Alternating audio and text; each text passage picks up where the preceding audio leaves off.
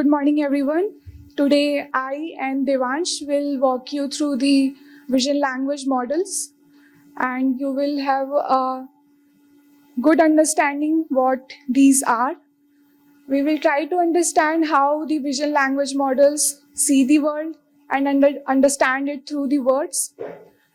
Basically, these are multimodal models that can accept images, text, audio, video as input.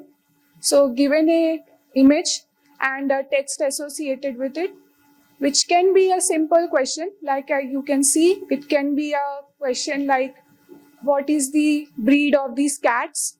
Or it can be a task-based instruction in the form of text to find the cat behind the other cat. In those cases, the VLMs will output the answers to your instructions in the form of text. Today, the objective of this tutorial is to have the understanding of the VLM concept and how it came into existence. Devansh will help you in understanding from the RNNs, LSTMs to transformers to the advent of the vision language models. We will see that what are the zero-shot capabilities of the VLMs, and when these zero-shot capabilities are not good, why we fine-tune it and how to do that. Then we will cover some of the tools which help us in fine-tuning these large language models, plus with the application of the vision. It will cover the PyTorch, Hugging Face transformers, and Unsloth libraries. These are simple tools. You don't need to worry. We have made our notebook very simple to use, very simple for you to use. And if you face any issues, then feel free to ask. And Devansh will now continue and help you in understanding the VLM and explain each and everything. Okay. Thank you. Yeah. So I hope all of you got the notebook link on the Slack channel. So please just open it. So yeah, first of all, as we go on, there are a few things you should know. So I would advise that you basically pre-run the cells, which would take a lot of time to run. So for example, right now, as I'm speaking, you should ideally run these initial cells so that they can start importing the libraries. And a few of the instructions while I'm speaking, if you have any other doubts, Shatakshi will be there to help you out. So you just have to ask us. And yeah, so basically that's it, and let us get started. So the first part is, you heard the term vision language models, right? So the first I want to cover what the language in VLMs is. So let us start at the very basics. How can computer understand languages, right? So there are just basic things that it needs to do. It first needs to convert the words into numerical representations, and it needs to capture the relationships between different words in a sentence, and it also needs to process sentences of varying lengths, right? So all of you must be aware of this concept of word embeddings. This was a breakthrough, and basically it represented words as numerical representations in a high dimensional space. So basically these vectors, right? So if the difference between woman and man is exactly equal, like approximately equal to the difference between the vectors of queen and king. So all of you must have covered these in your prerequisite ML courses. And next, the concept of RNNs came. So RNNs helped us to understand sequences. So they use the hidden state to remember what occurred previously in a sentence. So they kind of were useful for understanding context in the language, right? But standard RNNs kind of struggled a lot to remember information in long sentences. So something that occurred quite earlier in the sentence, right? So to solve that, LSTMs, the paper LSTM came out, and they introduced memory cells with gates, which could learn to retain and forget information so that it can remember what earlier information needs to remember, right? So basically, this was RNNs and LSTMs, and then came the sequence to sequence models. So basically, everything that I'll be covering right now, I'll try to basically build up a story for you guys to see what's going on in the research fields. So vision and language are kind of going on in parallel. So sequence to sequence was the task where we had to basically translate from one language to another. So they used the RNN encoder first to get a representation, and then they use the RNN decoder to kind of move it to another language. So this is kind of like humans translate, right? You first take in the input from one language, you understand it, you encode it, and then you output it in another language, right? So this is sequence to sequence. But the main problem is that the encoding part. So if you try to squeeze too much information in such a small vector, this creates a major bottleneck. So how do you solve it? So then came the paper for attention. This is not the transformer paper. So attention was introduced before the transformer concept. So in the attention paper, instead of forcing the decoder to just rely on the single encoding vector, we allowed it to look at each of the previous words that occur in a sentence. So this allowed it to kind of get context about it and then predict the current output word. So this was a game changer. It allowed models to handle longer sentences and improve performance, right? Then came the transformer paper. So we just saw that attention is kind of game changing, right? It solves the whole sequential text information problem. So why not just use it instead of RNNs and LSTMs, right? So this is what the transformer paper did. It tried to just remove RNNs and LSTMs out of the game and use the concept of attention. So this is the basic architecture that they have presented in their paper. We will not go too deep into this, but I'll just cover the most important concepts that are relevant for us for the VLMs. So self-attention allows every word in a sentence to look at every other word. So this is pretty clear. Multi-head attention is a pretty important concept. So what it does is that it has multiple heads which calculates separate attention scores between each of the embedding vectors. And what it does is that each of these heads capture different relationships. So one might identify when an event happened, while other might identify who did that event. So different relationships in sentence might be grammatical rules or such. But the thing is that since we removed RNNs from the picture, which were pretty good at encoding the positional information, as we heard, we kind of now need to add the positional information again because it's not there in transformers. So that's why we have the concept of positional encodings, and that's what they add here. And one of the major advantages of transformers is that, again, it's not using RNNs. So RNNs bottleneck because of the recurrent processing. So you cannot kind of parallelize the processes.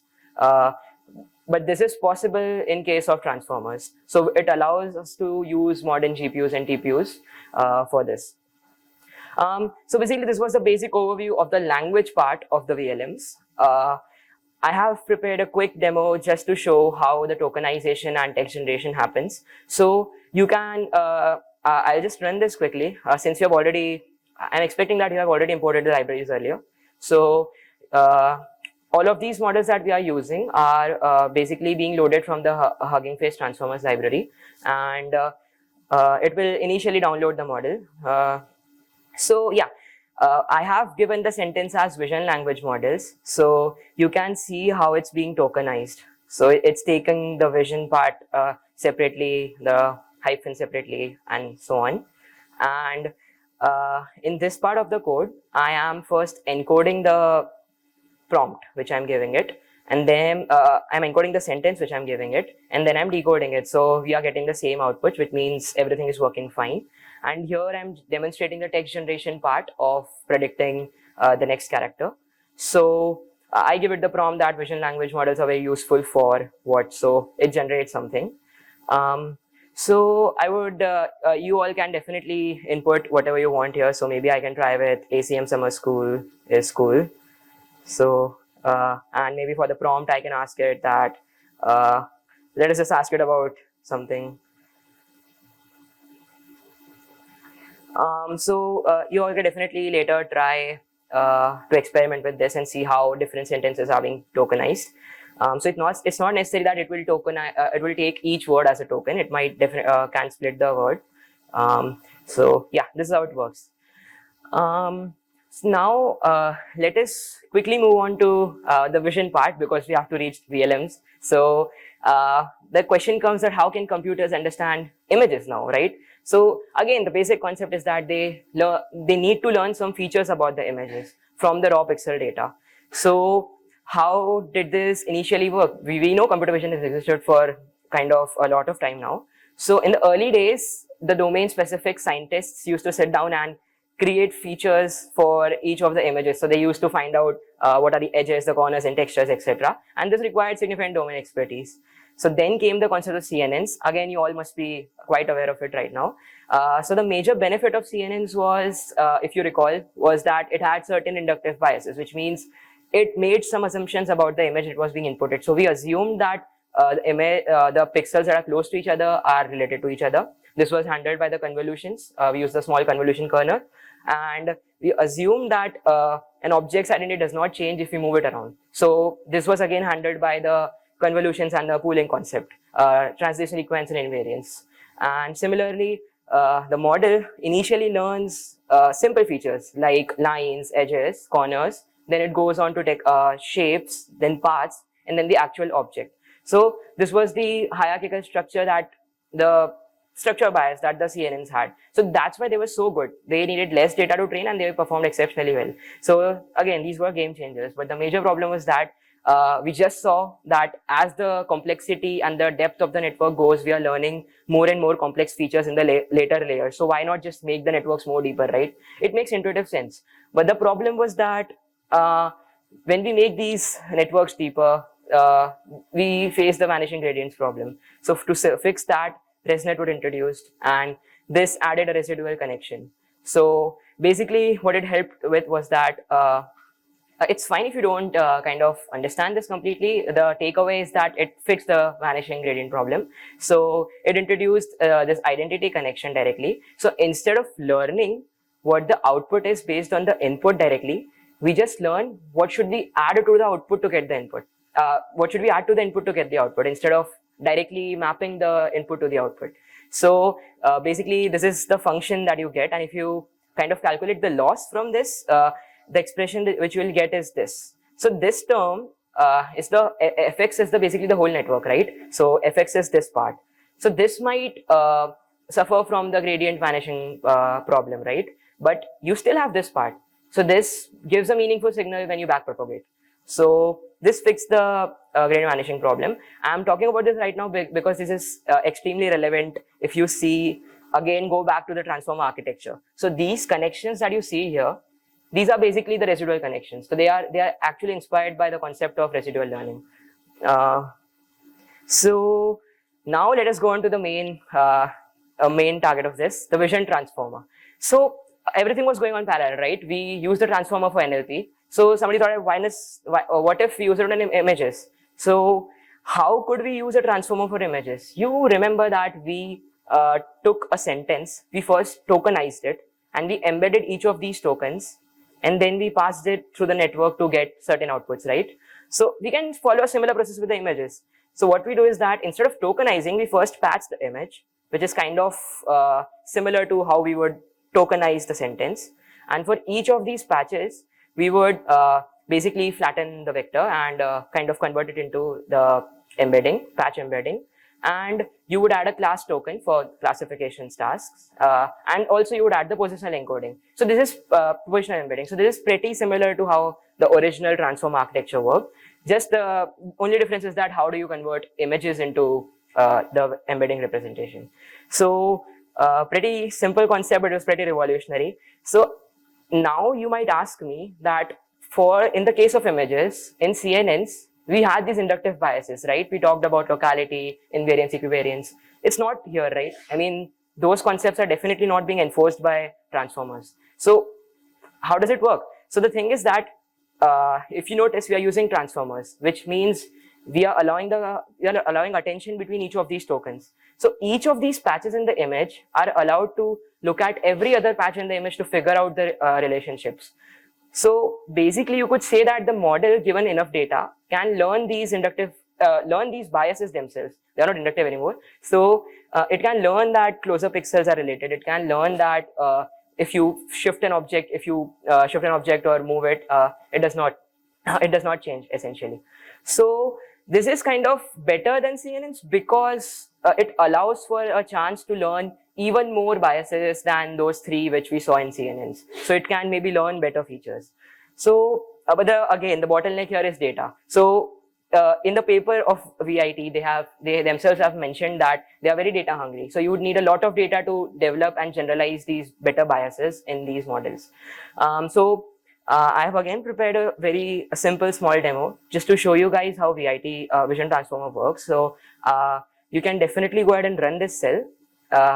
I'm just using the pretty familiar cat we all know. So I'm loading the model, and you can put in a URL here, and then I'm getting the predictions from the VIT classifier, and then I'm just kind of printing them. So it thinks that this cat is an Egyptian cat with this probability. So it kind of makes sense, at least. So this is how the VIT works. You can definitely experiment around with these images. And remember, while we are playing with images here, you can take any URL from Google, but it might not work because of formatting issues. So you can definitely reach out to Shatakshi to figure out if you get any errors.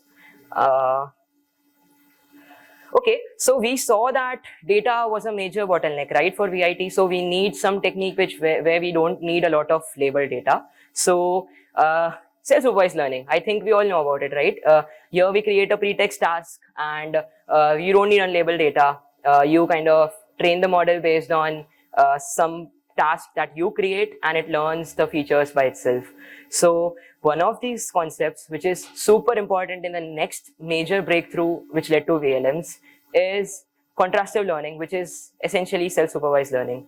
So contrastive learning, what it does is that it's in the word, right? Contrast. So it pulls the representations of similar images together, and it pushes apart the representations of different images further. So keeping this in mind, let me just go to clip quickly. So this is where you just saw that these fields were going parallel. You had image processing, you had text processing, but these two were not combined yet, right? So how do we fuse both of them to get vision language models? So this is the clip revolution. So this paper came out in 2021, and I think I'll just quickly explain the whole thing by using this diagram here. So what it's doing is that, first of all, I think I should just quickly explain the architecture to you, which is pretty similar to what we looked earlier. So you have a batch. Let's say you have a batch size of n. So you have n text pairs, and you have n images corresponding to each of those text pairs. So how they trained this model was that they just scraped the web for images and their corresponding textual descriptions without any human intervention of labeling. So you realize that these textual representations are readily available. So for image, you have text on the web, so you don't need to sit and label. So now you know what the text and its corresponding image is, right? So you know that is a correct pair, that is a positive pair. So in the batch, what you first do is that you take the text and pass it through a text encoder. You get for each of those texts, you get these embeddings. Similarly, for each of those images in the batch, you get these image embeddings, which again is being done through the whole transformer thing we looked at earlier. And then what our objective function, the loss function of clip does is that it calculates the cosine similarity between each of these. So like from I1, between I1 and T1 to Tn, I2, T2, T1 to Tn, and so on. So we know that the pairs that will lie on the diagonal are positive pairs, correct? And these pairs will represent the positive pair in the contrastive learning loss which we looked at, and the rest of these are negative pairs. So this is how the training is done. You hopefully understand that what our objective is. So this is again pretty revolutionary, right? So what essentially is doing is it's putting those text and images into a shared representation space where the vectors which are closer to each other for the text and image represent similar things. So pretty basic concept. So now how do you use clip? So what you do is that you take in traditional classifiers, you have some predefined set of classes, right, where you need to do it. But here you don't need any predefined classes. You can create your own new classes and ask it to classify an image. So we can have any arbitrary set of classes and give it to the text encoder to get these embeddings for corresponding to each of those classes, and we just give it one image. So what it will do is that based on its parameters which has been trained on, it will calculate the similarity score between the image and each of these text pairs, and then you will just select the class which has maximum similarity with the text, right? So this makes complete sense. So pretty revolutionary because you don't need any human intervention as such, and it also has kind of any class that you can give it to. So in the paper, they in fact showed that this performed better than supervised training models. Counterintuitive, right? But the thing is that we're allowing the model to learn the features, not just look at the classes which we kind of force it to learn during supervised learning via CNNs. So this is pretty interesting concept. So yeah, I think I've explained the text part here. So we can just quickly move on to the demo that we have prepared. So again, you can definitely run this to see. It will just quickly download the small model here. And I'm loading it from the OpenAI's implementation of Clip. And let us just give it a couple of seconds to download. So here, in the next part, what I'm doing is that what I told before. So I am pre-specifying some text labels. I am passing an image here, and then I'm asking Clip to give me the similarity scores. So this is the processor, and processor handles the tokenization, and it helps us with the part of getting the similarity scores. So I then perform inference to get the Clip outputs, and then I get the logits from the outputs. And again, we apply softmax, which is to get the probabilities. And this is just some printing code to get the best element, the highest similarity score. So yeah, I think the model has done loading. So we can see what the model looks like. So it has the Clip encoder, and it also has the vision transformer and the text transformer. So we, each of the things that we talked about here. So the text encoder and the image encoder. You can definitely dive deep into each of these concepts that we have discussed. I just wanted to create a story, so we are going for an overview. Right, so let me just quickly run this and see what we get. So this is the image that I'm using, and the labels that I passed are these. So a photo of a cat, a photo of a dog, etc. So you see that it is getting very high score on the prompt, a photo of a person on a beach. So it makes sense. It sees a person, but you do notice it's not seeing the dog, right? So with the next example, I would like to bring your attention to one of the major limitations of Clip. So let me just quickly show it to you first, and then I'll explain what is going wrong. So let us see what it's doing here. So this image has 2 oranges and 3 apples, right? All of you can see this. I give it the 2 labels that basket with 2 oranges and 3 apples, and 3 oranges and 2 apples. So it's giving a higher score to 3 oranges and 2 apples, which is wrong, right? So why might this be happening? So let us quickly just go back to the architecture that we saw. So what is happening here? When we are encoding the image and the text, it's essentially averaging the whole image, averaging the whole text, and then comparing them. So you are losing local information, fine-grained information, which is in the image. So that is pretty evident with this particular example. It's not able to see what is the image actually. So then this paper, this is again pretty nice. This paper by DeepMind. So what they did was that this is the important concept which is again used in many of the modern VLMs. So they patch the image to learn the local features. So what they do is that they create patches from the image. They create tokens from the text. Again, like we discussed, pretty similar concepts in different domains. And what they do is that they calculate the similarity scores between each of these patches and each of these tokens.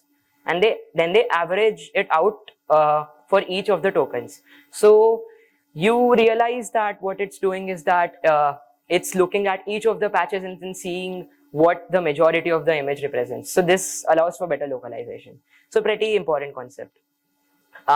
So with all of this background knowledge in our heads, and I hope you all have been able to relate with your prerequisites, let us quickly go to the section 4, which is where we go to actual VLMs, given all this context.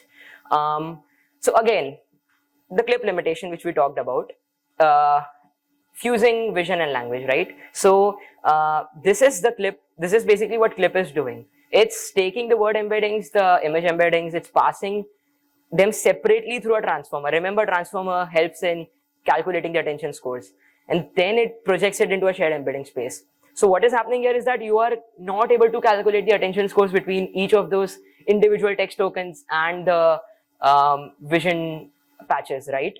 You are just looking at the geometrical distance between them in the shared embedding space while training Clip. So you're not using the revolutionary attention architecture, right?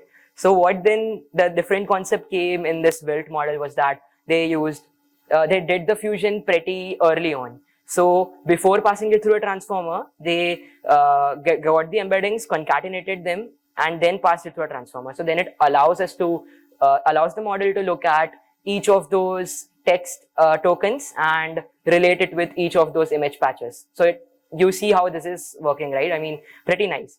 But again, the major limitation is that attention is pretty computationally expensive. So if you do it for the whole image and the whole text directly, it will take a lot of computation power. So this is what the middle part is, what the most modern VLMs use, and even the VLM that we are going to look at uses this. So what essentially they are doing is that they are doing it separately. They have separate unimodal transformers, but they allow cross attention calculation between those separate transformers. So you see, this is solving the problem of this what Clip had. So this is basically cross attention. You can definitely give these a read through. This is basically what I explained through the diagram. So let us just quickly move on to our main vision language model, which is Qwen. So before that, again, I would like to bring to your attention one very interesting training technique, which was used for training these big models. Again, as you know, they are data hungry. So we already had an image, we already had some captions which were used for training in supervised models. We already had some bounding boxes of the objects, right? We had all of these features. So what they did was they converted this into this is already text. You don't need the image for just specifying all these features. You have these different text features, and what they did was they passed the caption of the image and basically all these features into a text-only model like GPT-4, and then it told it to generate detailed descriptions about the image, captions about the image, visual question answers about the image, and then they trained the VLM on these outputs. So pretty interesting concept. And this paper, the Visual Intelligent Tuning paper, is actually what introduced the LAVA model, which all of you might have heard about as the model which uses Vicuna as the text encoder. So this is quickly again, just to wrap everything up, this is the standard VLM architecture diagram. So you have an image, you pre-process it and give it to the visual encoder, get the embeddings, text, the same thing happens in text, and then you pass it through a language model. So, and then it generates the answer. So pretty simple to hopefully understand given all the context. And now let us move on to the main topic of the day, the VLMs. So Qwen 2.5. So let us just get hands-on with the this model. So we are going to again load a quantized version of this model via Unsloth, and we are going to use a 3 billion parameter version. So what exactly quantization is, etc., Shatakshi will cover in her part all of these details. I'll just quickly load the model here. So while the model is loading, I'd like to quickly explain to you how it expects us to interact with it. So if you're not familiar with Hugging Face or using open source LLMs via these things, not by the API, so it needs us to kind of specify all of these things. So I'll again not go into too much detail, but you can remember this as a reference in the future when you're dealing with HF transformers and stuff like that. So we need to first prepare a messages kind of chat template where we specify what the role is. So like, is it the user speaking or is it the assistant speaking, and what kind of information are we passing? So that's what happens in the messages, and then we tokenize the inputs, and then we ask the model to generate the output based on the input tokens that we give it. And these are just some parameters which allow you to set how much context do you want to allow, what the temperature of the model you want to set, etc. And then we decode the outputs which we get. So basically these are just the tokens, right? So we again need to convert them into the text representation. So we decode them, and then you can return the generated text. So I think the model has now loaded. So let me quickly run this function. We'll be using this for the rest of the inferences that we do via this model. So yeah, let us go on to the first task, which is where I'm asking this model to caption this image for me. So while this happens, I'll just quickly run all of these so that it saves time. So what the first task is that you ask the model to describe an image, and this is colloquially known as captioning in the VLM's kind of domain. So this feature is offered by quite many other models, and you can see the output as it appears. Again, feel free to definitely experiment with passing your own image here and asking it different questions. So let us see what it outputs as it loads. In the second task, what I'm doing is that I am asking it to do VQA. So VQA basically means visual question answering. So this is the thing which I mentioned earlier when I was talking about visual instruction tuning. So VQA basically is that you ask questions based on the image, and the VLM will help you generate outputs. So this is pretty nice because it allows you, this is not possible with any other traditional vision model, right? Oh, that's why it took so much time. It gave us a pretty big description. So pretty detailed as well. So you can definitely go through this. Creating a nice image. It's even talking about how they are hi-fiing. So pretty nice. So the next task is I'm asking it where this image is from. So what do you guys think? Does anyone know?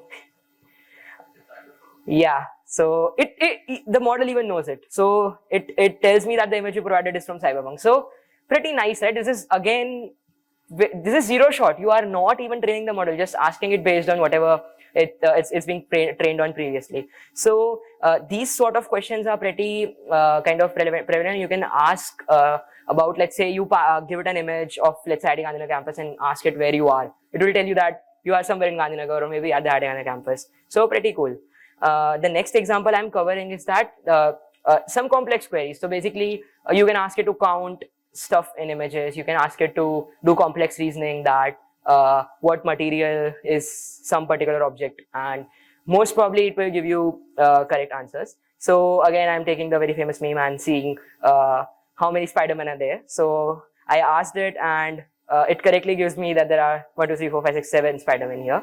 So all of these questions are possible, and you realize the potential, right? So I think when Shatakshi takes up, she'll discuss some of the nice applications. So the thing is, when we have to do specialized applications, we might need to fine-tune these models. So now to cover the rest of the fine-tuning process and what the applications are, I'd like to hand it over to Shatakshi, and she'll walk you through everything. And yeah, if you have any doubts, you can let me know while she's covering.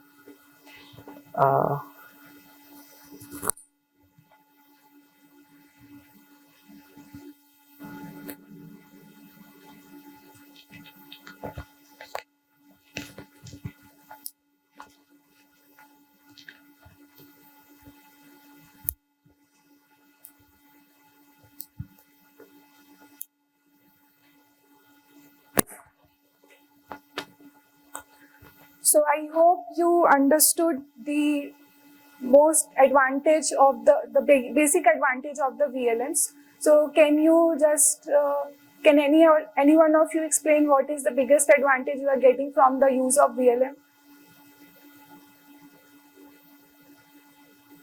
Yes. Can you speak loudly?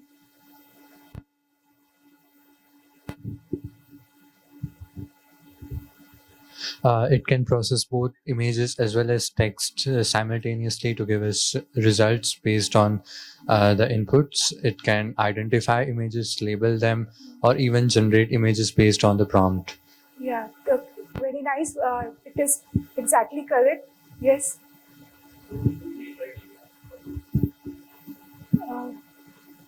Let's have a mic, then you speak.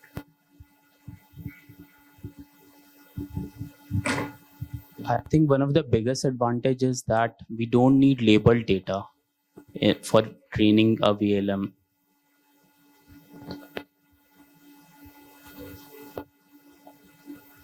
Okay. Am I audible now? Yes, please. So I was saying that the biggest advantage of VLM is that we don't need labeled data for training. Yeah, that is also correct. But I too feel that the biggest advantage that we are getting is just using the text, you are able to do everything. right? So yes, your answer is truly correct. You are also correct that we don't need to have the label data, and that comes in the training process. So you have your foundational model ready that can support various tasks through the just by input in the form of the text. So as you saw, the zero shot capabilities where we have not done anything, any fine tuning, any training of the model. So we will start to see where we need to fine tune these VLMs, where they are losing the capability to perform the task in zero shot. Here I am downloading the dataset. You can run these cells. I know most of you have studied the resistors, transistors, all these things in your 10th standard. So let's revisit it. Here we will be working on the dataset related to the circuits. So is this data downloadable for you all? Okay. So once you have your data downloaded, you will see that you will have the training and the test splits. We will see what this data set looks, and there are some functions that will help you to convert the object bounding boxes from one format to another. I hope that from the last tutorial, you know what are the various bounding box formats, the YOLO format, the COCO format. So here we have the bounding box format in the COCO in the dataset, and we are converting it into the following format, the xmin, ymin and xmax, ymax format. So this function does the same. You can also keep running these cells till you have the functions. And then in the next function, we are converting these labels into the format that the Qwen model can accept. So I hope you have heard this name, the Qwen, which is a VLM obviously, and it supports the video processing as well. Not only it is limited to the images and text, and it can accept the images of varying sizes. So, and it also has a requirement that your input should be in a particular format. So in this function, we are trying to convert into that format where you are providing the bounding box and the label in the form of a string. So your bounding box will have the 4 coordinates, that is the xmin, ymin, xmax and ymax, and the label of the object that is within that bounding box. Then once the string format is generated, you have to follow this syntax, that is you have to have the conversation format. So when you are providing the input, it has to come under the role user, and whatever is your instruction, you have to provide it under the text key, and you have to even specify what is the type. Then you have to add the image as well, also specify its type. But when it comes to what should be the answer given by your VLM, then you have to keep it under the role of assistant. So make sure that you keep the roles specified, and this will include your bounding boxes. So we are focusing on the detection task for the circuits. So you will have the drawings of the circuits where you will have the resistors, the voltmeter, the ground, everything you will have, and you have to detect those figures. So objective is here is this. So once you have specified this, let's see how the data set looks. So if you see here, just first instance we are focusing, you see we have the entire conversation format where the user is there. It's just say that identify and locate all the ground, the input DC, isolated input DC, voltage DC, resistor, and all the circuit symbols. So you just give an instruction, and then you provide the image, and here you are providing the answer as well. Why we are providing the answer? Because you are going to fine tune the model. So you have to instruct, when given this particular input, this particular image, what you should output. So that way it will learn. So that is why we are providing the output as well, and making sure that it follows the JSON format with the key value pairs. So your key will include the box, its coordinates, then the label and the object that is within that box. Now let's see how zero-shot performance works. Before coming to fine-tuning, let's see how Qwen works in detecting these objects in the image. Let's see, can it generates the bounding box around these hand-drawn symbols of the circuit. So as you can see, it is giving an output in the JSON format, following the same format that you have instructed to give the output with key values pair, with even with the labels that represents the object that is within that bounding box. But you need to parse it as well, as it is in the JSON format and you have to get these numerical values. So you have to convert these string to JSON. So you can run this cell where you are parsing this JSON, and let's plot it. This function will help you in plotting these bounding boxes, and you will see that in the zero-shot detection, some of it can detect, some of it can't detect, and some of it is even missing. So this voltage symbol is not detectable, while you can see this resistor is not detected correctly even though the label is correct. And if you see the resistor at the bottom, it is correctly detected with the exact correct label. But if you see the actual labels, we want these 4 bounding boxes, and your VLM is failing to give those. Hence, we require to do the fine tuning. Even you can try changing the images as well, on which you are doing the zero-shot performance. So you can change these index values. You can try with 1, 2, and see. You just need to change this index value because it will change the image number and the bounding boxes for it. Now let's come to fine tuning. So you saw that your VLM is not adapted to this kind of data sets.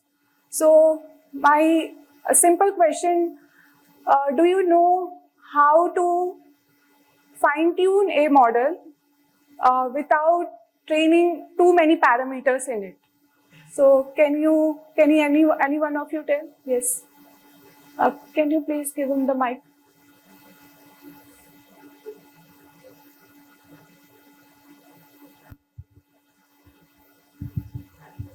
So basically, there's a method called parameter efficient fine tuning, Yes. and there are multiple things in that. So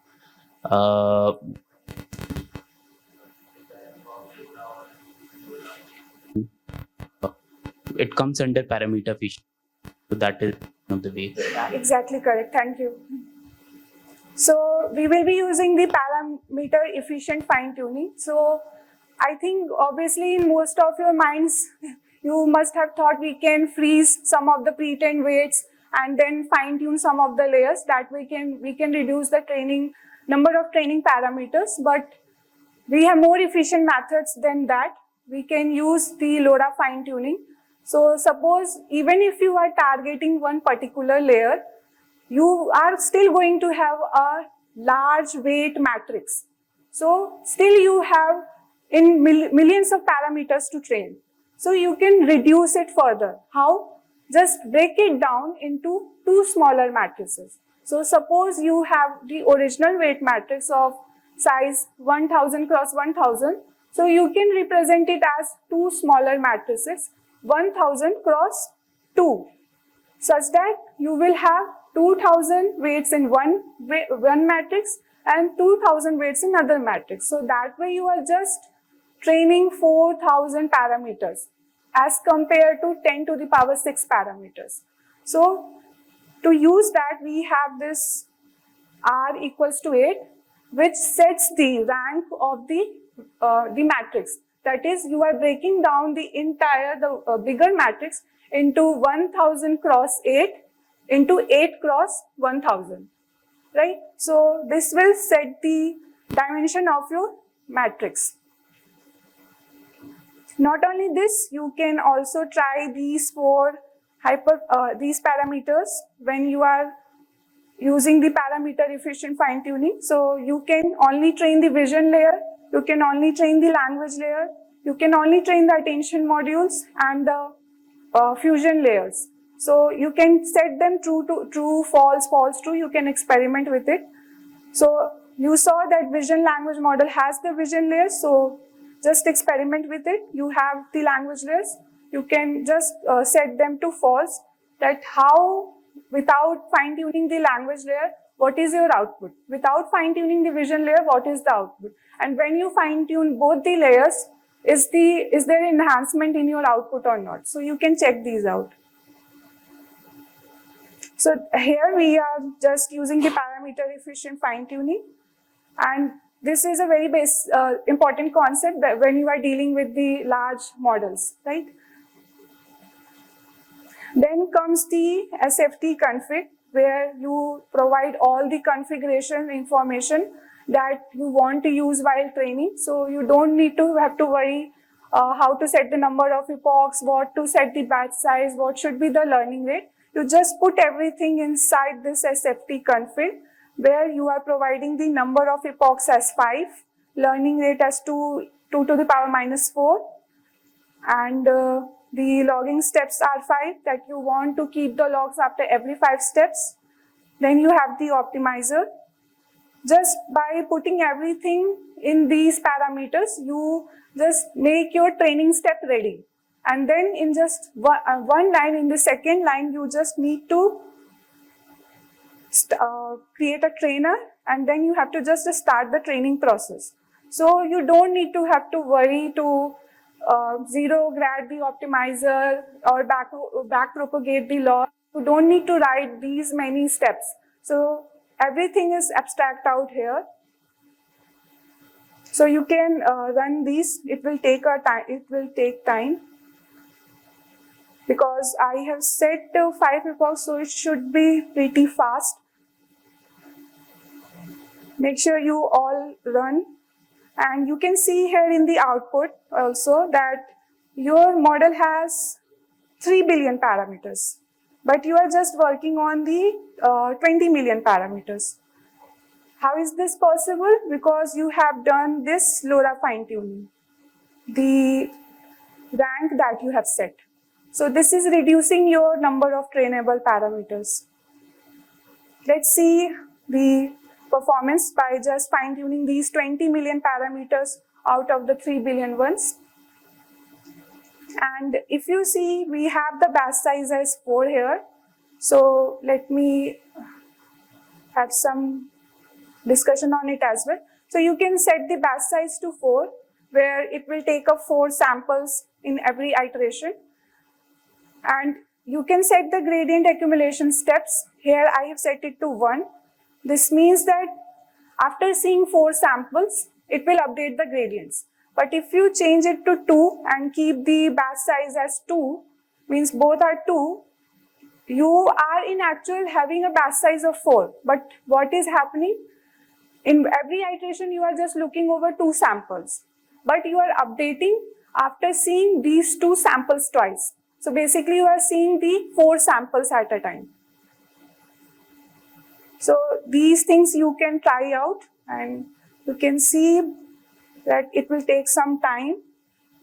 I hope you all will be also running these cells.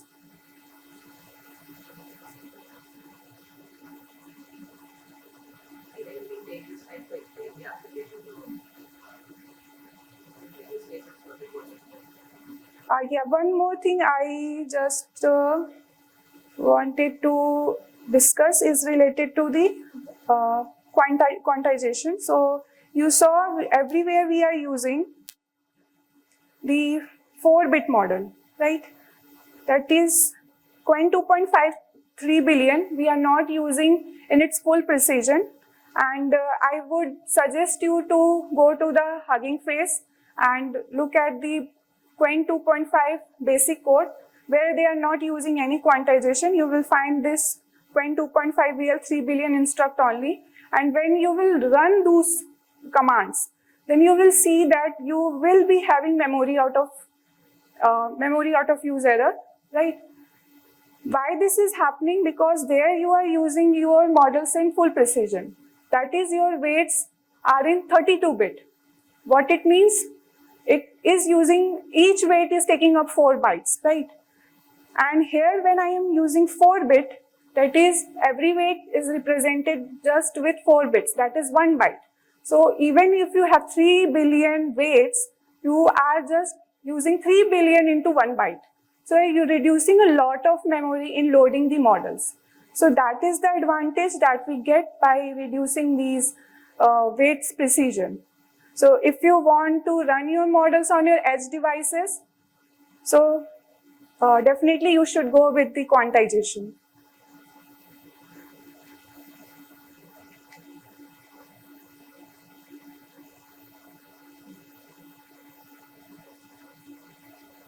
So yeah, it will still take 4 minutes more. So here you can also see the number of training epochs are 5, but your number of steps are not 5, it is 115, right? Because these are not epochs, these are the number of steps, that number of times you are updating the gradients, right? So that is why don't get confused that you have set the number of epochs to 115.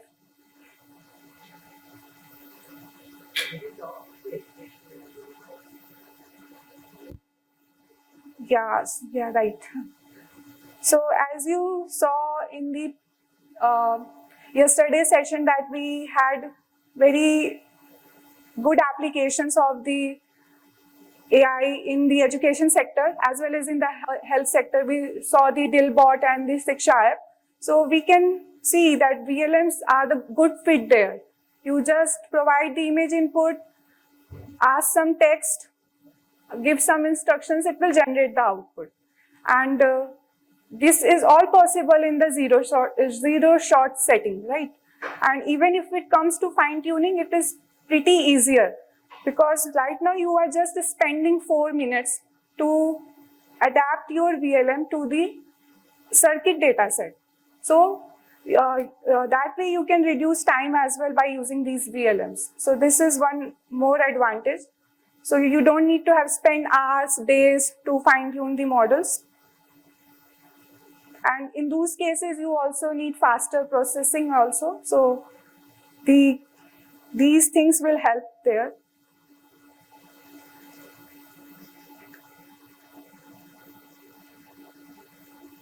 So you are also seeing that the loss is also decreasing by each and every step.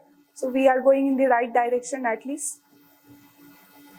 Here you can see the epochs that we have completed 3 around, we are approaching at around 4 out of 5. Just 83 steps are remaining, 83 steps are done.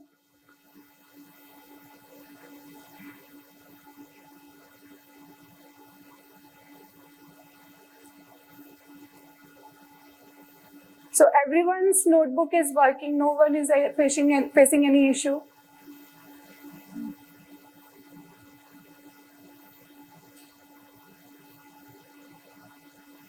So you see how it's irritating when you are waiting for fine tuning to complete. So you can imagine how irritating it will be if you are fine tuning a model for hours and days.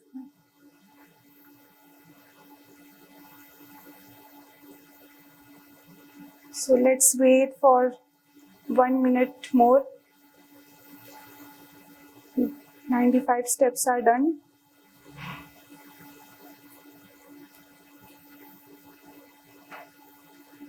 So once your model gets fine-tuned, you can save it into your directory. You can name it as you prefer.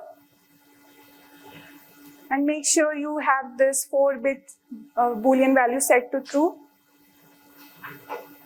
Then when you will be starting the inferring on the same test image, we hope that it should improve better than zero shot it should perform. Let's see, 18 seconds only remaining.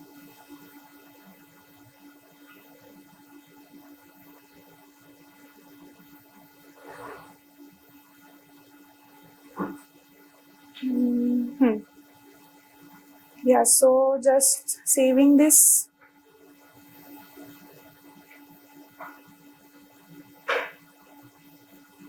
Yeah, so it is saved in the output directory, and then we will see how is the output. It will give you the output in the JSON format because you have instructed in that way.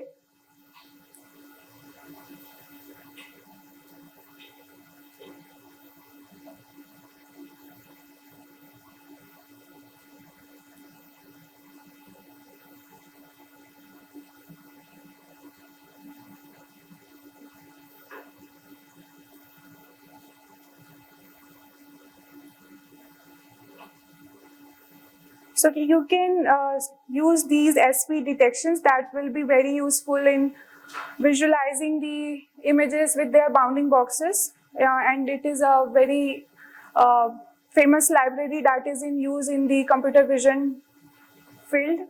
So definitely you should try this.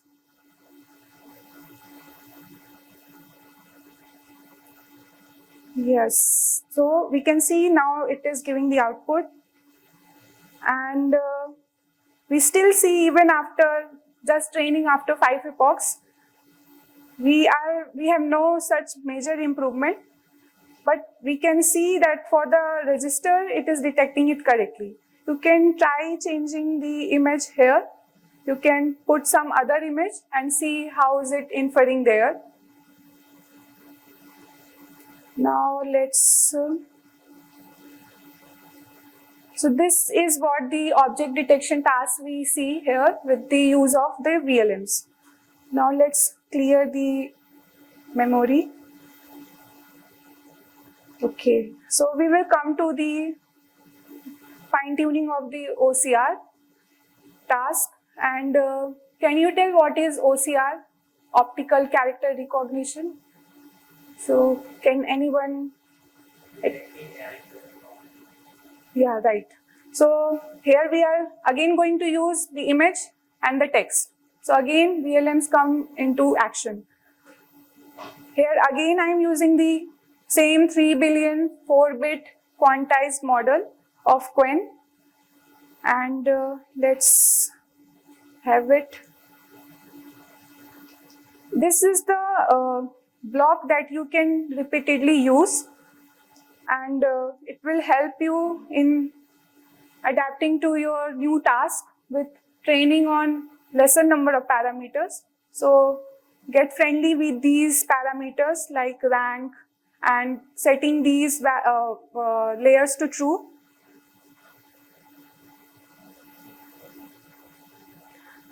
Here we have a data set dedicated for the OCR. So have it ready.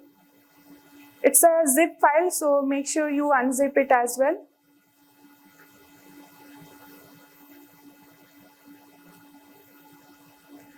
And this data set has the images of the mathematical functions that are written in the mathematical format. So it is not like the general English characters, you will have Greek letters as well. So the task is to identify these Greek letters as well from the image. So right now our image looks like this, the mathematical function, and you can see how its text looks. Now your VLM has to generate this text when given the image of the mathematical function, right? You can also render it using the math library. And again, make sure that you have your inputs ready in this format, because this is the syntax that Qwen follows for its inputs. So make sure you have the role user and the role assistant for your input and the output. And we are doing the same here. Then just some making the data set ready. And if you see, we are having a huge data set, that is, it is having at least 68,000 mathematical functions on which you are going to fine tune your model so that it learns how to extract the Greek letters, the mathematical symbols from the image. So let's see, the data set is prepared. We have prepared the format for the Qwen. Let's see how the zero shot works here for a particular image.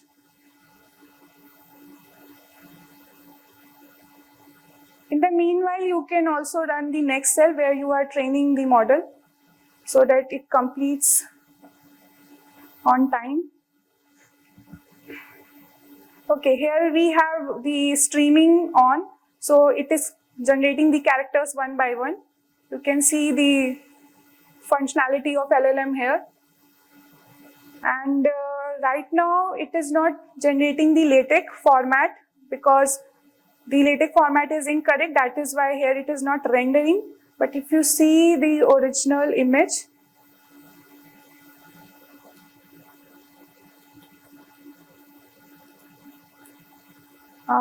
the original image looks like this. It is giving some things similar to it, like beta n, integration symbol, d lambda, then the left fraction 1. It is giving 2 beta square lambda square, but here I don't think so there is lambda square. Here we have n square, so it is misinterpreting it in the zero shot. So let's see the fine tuning. Okay, so we set these. Again, we have set the trainer. You just provide your model, the tokenizer, and you set the parameters, the batch size.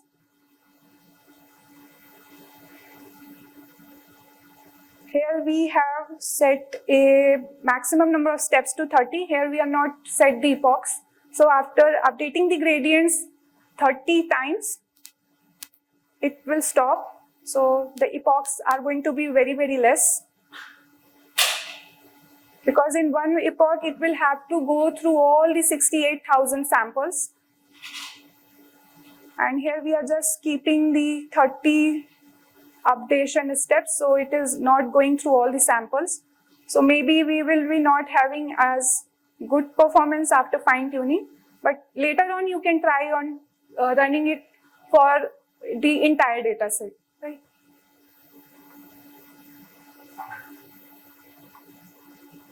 So here also we are just training the 41 million parameters. And here right now we are using a batch size of 8. Let's see how we have done the batch size 8. So you can see here the batch size is 2, but your accumulation steps is 4. So after seeing 4 batches, 2, 2, 2, 4 times, that is, it will see 8 samples and then it will update the gradients. So that is why we are going to have a batch size of 8. Even though you have set it to 2, but your accumulation steps are 4, so it is going to be equal to a batch size of 8. This is going to help you in reducing your memory uses. So keep in mind the use of these two, batch size and accumulation steps. Because if you keep a very huge batch size, you will run out of memory. And to avoid that, make sure you keep your batch size smaller and increase the number of accumulation steps.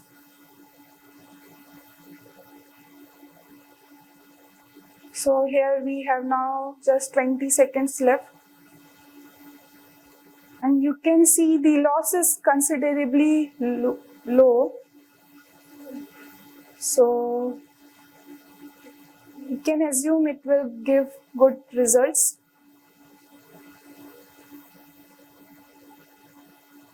And when we will be doing the inference, I'm taking the same image so that we can compare the results after fine tuning and on zero shotting. So when we are creating the input here, we are just providing the user role, the image and the instruction. And if you see, the instruction that we have set is the write the LaTeX representation for this image. So everything is in the form of natural language. No specific format you have to follow. It is flexible, so you can use your own sentence. You can even change it, try with some other variants as well. And now if you see, the fine tuning is complete. If you see the inference, still the LaTeX is not rendering. It means it is still facing some issues. Let's see.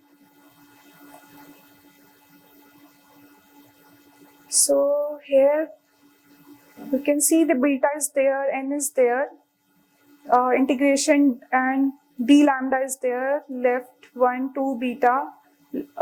Again it is giving it a lambda square. So it is getting confused with this n. Let's see with some other image.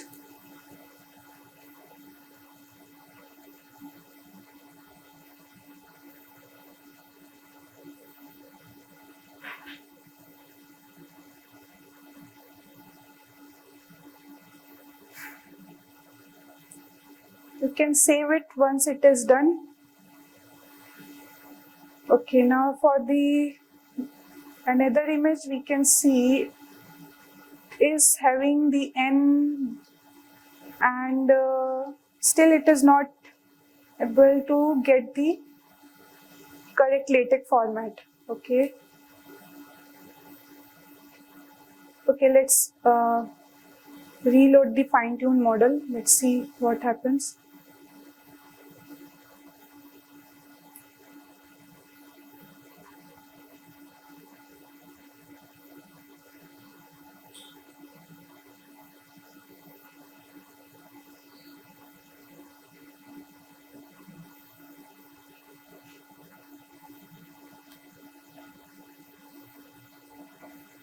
This is also possible because we have just done a 30 steps updation.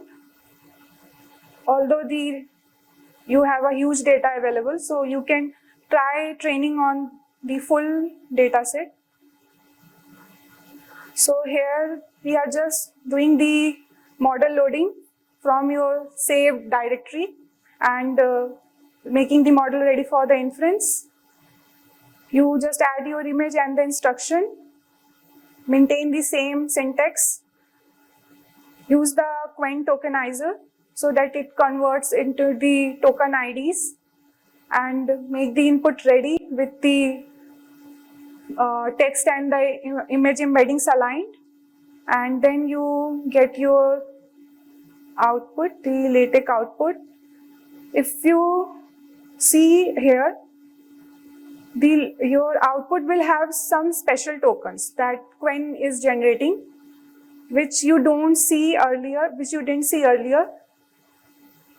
But if you just add some print statements and if you want to see what are the special tokens that Qwen is using for keeping the image separate and the text separate, so you will learn that they are using some image pad and they are mentioning that where their image is starting, where their text is going to start.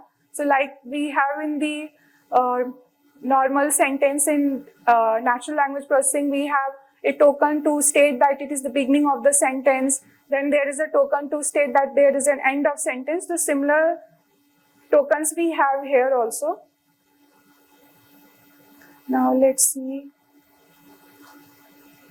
So here you can see the output it has generated is of this format, let's see the image, the original image.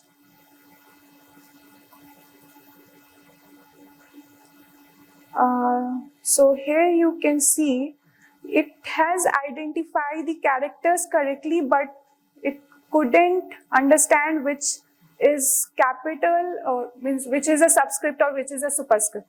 So there it is struggling. I hope it will get better if you fine tune for more number of steps and on more data, because it is just a 30 steps fine tuning process.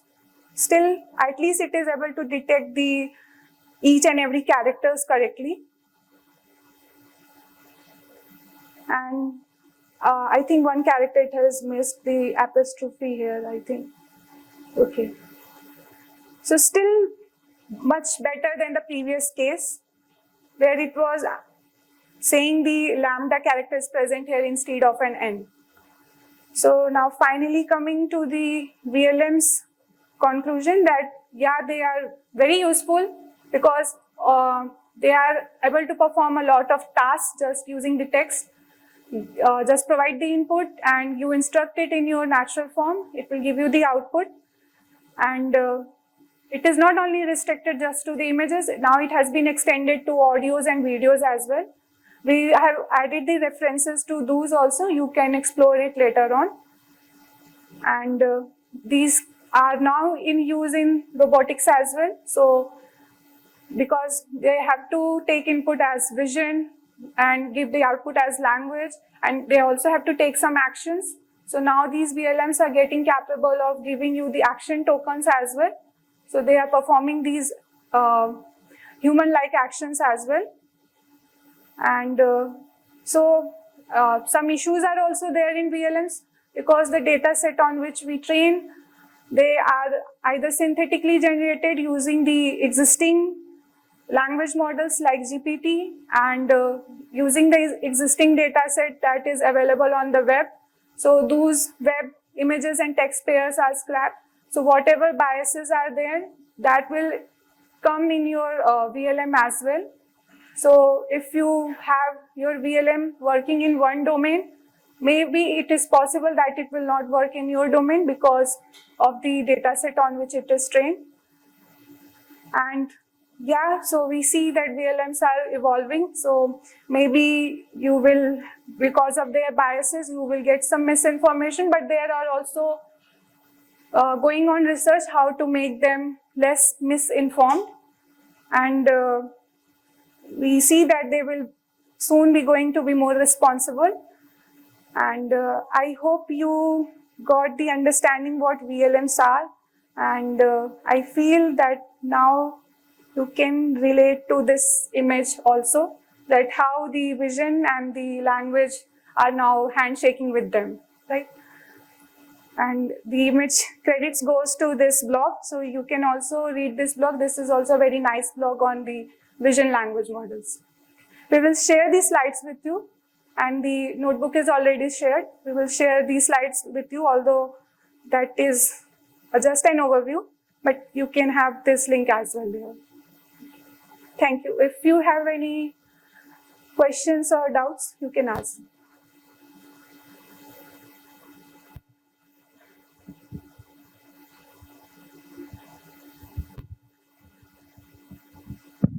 It was a nice tutorial, by the way, and I just want to ask how the fusion actually happens at the model level, because we have text representations, we have the other representations as well. How the fusion actually happens, per se, I would say cross-model attention as you are talking about.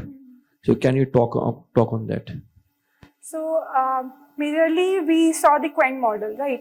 So right now all the models, the multimodal models, are using the simplest technique of putting the representation in the same space.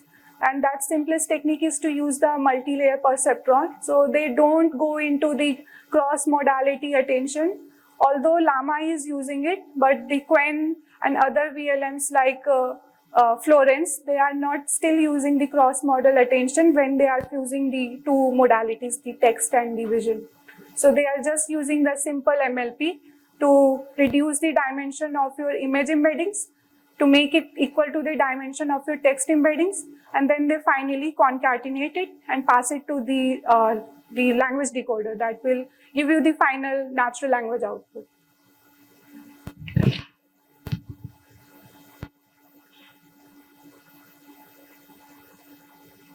Any more questions?